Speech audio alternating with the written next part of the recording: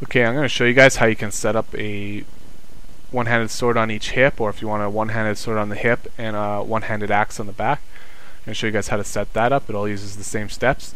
And I'm also going to assume that you watched the last tutorial on editing the skeleton so that we can move quicker through this one.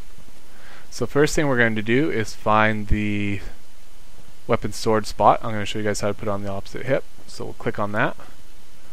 Then you see it selects weapon sword 25. Second click on it, block, copy branch. Now you see we have this dark arrow pointing down under 14 NI node. Everything's under that part, so we want to add it to that. So we'll click on it, second click, block, paste branch. Then I created a duplicate weapon sword 25 down here. When you have it selected, below it you have name, string, weapon sword 25. Second click, edit string info. Now we can call this whatever we want. I'm going to call it sword 2. You're going to have to remember this name because when we do the weapon mesh, we're going to have to add that name to it. So click OK. Now I want it to be to the other hip, so it's the same as changing the nodes in the last tutorial. Second click, transform, edit. It's -11, so I'm going to want it to be +11. Now you could also just click the arrows to move it to the other side, but I'm just going to type it in to save some time. And then click accept. Now the node, you have an extra node now on that opposite spot. If you want to add a one-handed weapon to the back, I recommend you make a duplicate of the two-handed spot or the bow spot. So we'll do the two-handed spot. We'll find it here, click on it. See, I loaded up weapon back. So second click, block, copy branch. The last dark arrow down is this NI node 102, so we'll click on that. Second click, block, paste branch.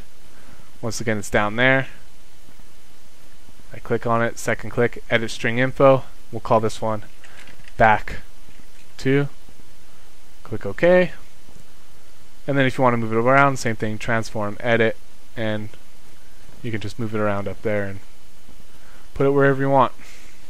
So that's how you set up the skeleton to do it. So click accept, file, save as, replace it, yes.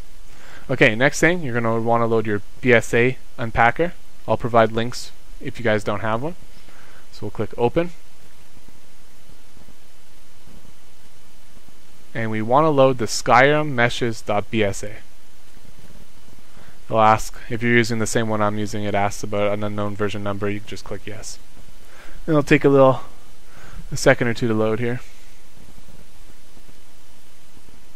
Okay, then we'll sort it by folder name. This will put all the weapons pretty much at the bottom. Go down, and then you'll have to find the weapon you want to do. And it's all pretty straightforward, usually like meshes, weapons, steel. That'll be all your steel weapons and stuff like that. So let's find let's do an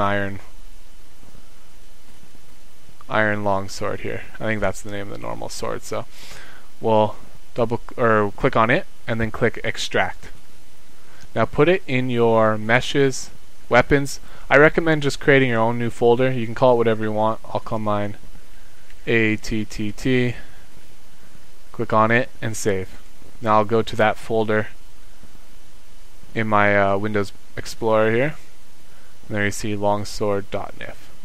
And I'm going to rename it. I'm just going to put right so that I know what it belongs to. And click on that. Okay, now we go back to our NIF scope. File, load.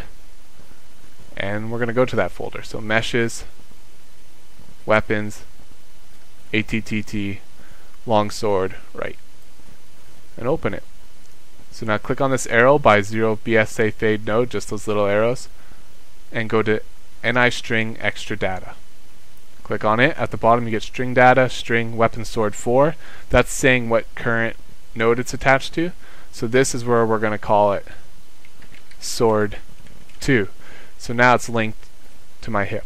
Now you're still going to probably have to edit the mesh around. It's the same as editing the shield and staff meshes I showed in the last tutorial. So like right now, obviously my scabbard here, little scabbard holder, is going to be on the wrong side, pointing the wrong way. So I just second click, transform, edit, and I'm just going to have to change my rotation. I think P does it. If I put a 180, it'll probably flip it.